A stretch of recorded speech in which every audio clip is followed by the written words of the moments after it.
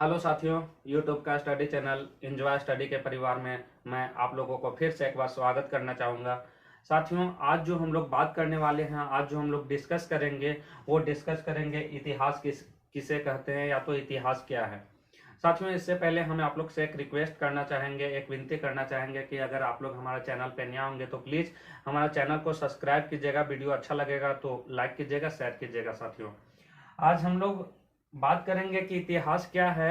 ये क्या हो चुका है साथियों कि ये जो लोग कहने में मतलब ये कंफ्यूजिंग वर्ड हो चुका है कि इतिहास किसे कहते हैं, तो लोग सीधा में कह के निकल जाते हैं कि इतिहास क्या है, बीता हुआ कहानी को हम लोग इतिहास कहते हैं। लेकिन ये तो सही है साथियों कि बीता हुआ कहानी को हम लोग इतिहास कहते हैं, लेकिन इसके अगर डीप में हम लोग जानकारी प्राप्त करना चाहेंगे तो कुछ और होगा। जैसे अगर हम लोग बात करना चाहेंगे कि बहुत सारी घटनाएं घटती है, अगर बीता हुआ कहानी है तो बहुत सारे घटनाएं घटते रहती है। जैसे अगर हमारा घर में आज हम खाना खाएं, आज हम सोएं, आज हम नहाएं, ये सारी चीज़ तो अगर कहने का मतलब है, जैसे लोग कहते हैं कि बीता हुआ कहानी को इतिहास कहा जाता है, तो ये सब आगे चल के इतिहास हो जाएगा।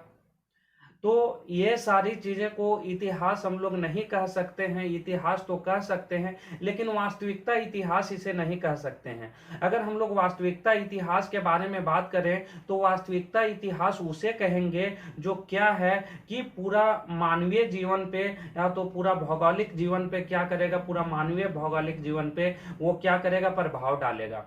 जैसे कहने का मतलब हाल में चल रहा है कि अभी कोरोना वायरस चल रहा है, जो कोविड-19 चल रहा है, ये आगे चल के क्या होगा कि एक इतिहास बनेगा।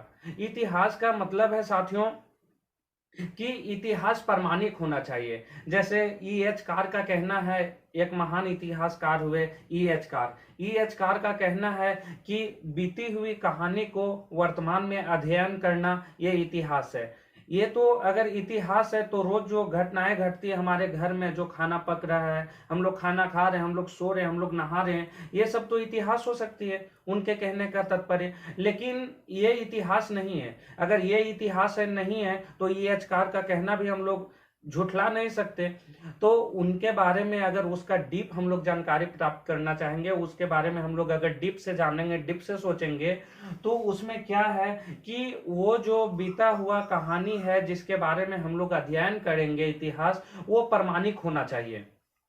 वो प्रामाणिक होना चाहिए। और प्रामाणिक होने का स्रोत जो है तीन तरह का होता है। अगर प्रामाणिक स्रोत का हम लोग बात करें तो क्या होता है, तीन तरह का स्रोत होता है। अगर हम लोग पहला बात करें तो पूरा तात्विक स्रोत, क्या पूरा तात्विक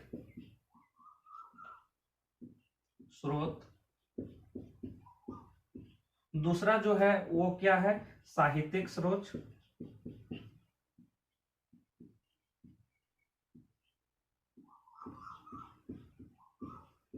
और जो तीसरा है साथियों, इसके बारे में अगर हम लोग बात करना चाहेंगे तो ये जो होगा वो होगा विदेशी विवरण। क्या होगा, विदेशी विवरण।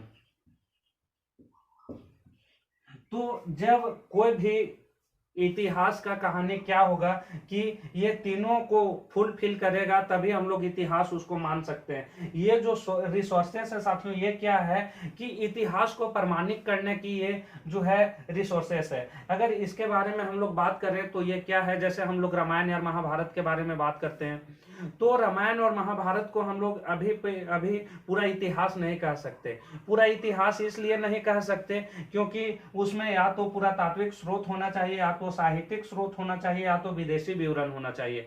और जो ये तीनों है, ये तीनों में से एक भी नहीं मिल रहा है हमें रामायण और महाभारत को साबित करने के लिए। अगर ये तीनों में से एक भी स्रोत हमें मिल जाए, प्रमाणिक हो जाए, प्रमाण हो जाए, तो हम लोग रामायण और महाभारत को भी इतिहास में अध्ययन करने लगेंगे। अगर कहने का मतलब है साथियों कि पूरा तात्विक स्रोत है, तो पूरा तात्विक स्रोत ऐसे जो खुदाई के दौरान हम लोगों को मिलता है। जैसे खुदाई के दौरान मिलता है कि मौर्य काल में क्या चला, मुगल काल में क्या चला, सिंधु घाटी सभ्यता में क्या चला। तो ये सारे जो चीज है खुदाई करने के दरमियान कहीं कहीं मिल जा रहा है, और उससे हम लोग जो रिसोर्सेस स्टोर करते हैं उससे क्या हम लोग उससे कौन सा स्रोत कहते हैं, पूरा तात्विक स्रोत। जैसे मौर्य काल में लिखा हुआ स्तंभ लेख है, शिलालेख है। अगर हम लोग शिलालेख के बारे में बात करें तो शिलालेख में यानी कि शिलालेख, इसके बारे में अगर हम लोग जानना चाहें, शिलालेख,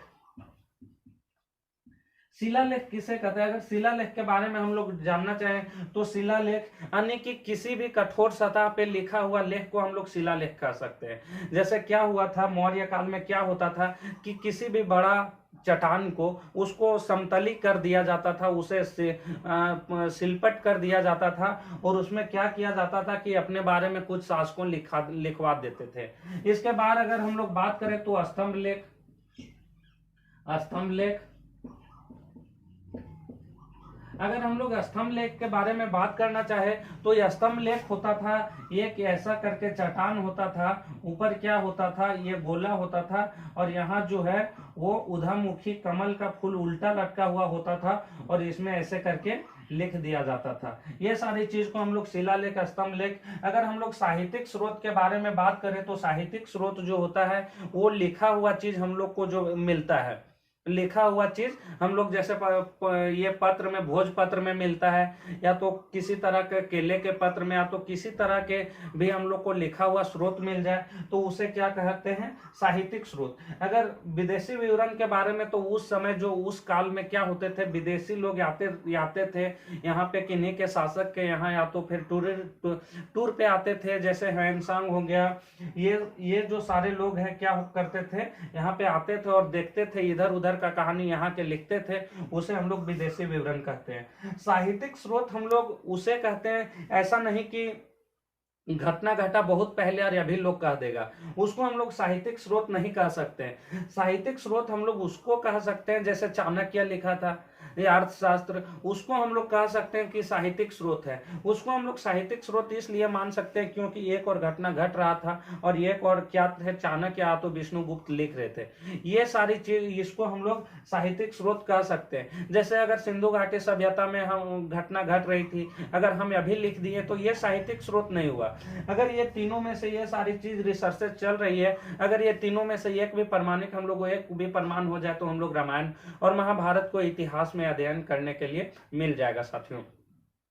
तो जो ये सारी चीज है कि जो पूरा मानव जीवन पे प्रभाव डालता है और उसको हम लोग इतिहास कह सकते हैं। तो फिर आप लोग को मिलते हैं अगला वीडियो में, तब तक के लिए स्वस्थ रहिए, मस्त रहिए और मन से अध्ययन कीजिए। धन्यवाद साथियों।